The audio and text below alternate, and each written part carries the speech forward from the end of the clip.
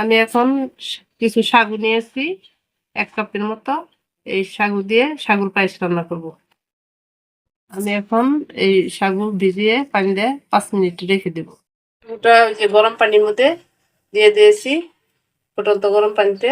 এখন একটু যেরকম করে নেড়ে চেড়ে নেবেন। সিদ্ধ হলে আমি নামিয়ে ধুয়ে নিব।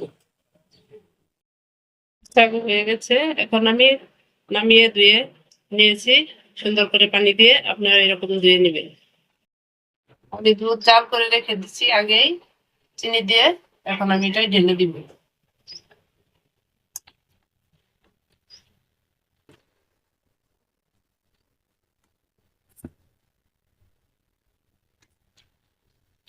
এখন আমি একটু বড় ভাষা পর্যন্ত অপেক্ষা করবো, তারপর নামিয়ে নিব।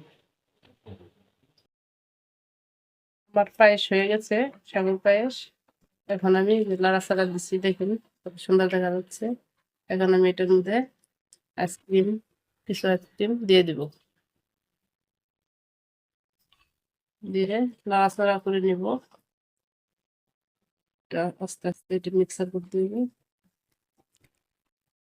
ঠান্ডা ঠান্ডা খেতে খুব মজাদার পায়েস, সাগুর পায়েস। আপনারা এরকম করে বানিয়ে খাবেন, খেলে বুঝতে পারবেন কি মজার পায়েস।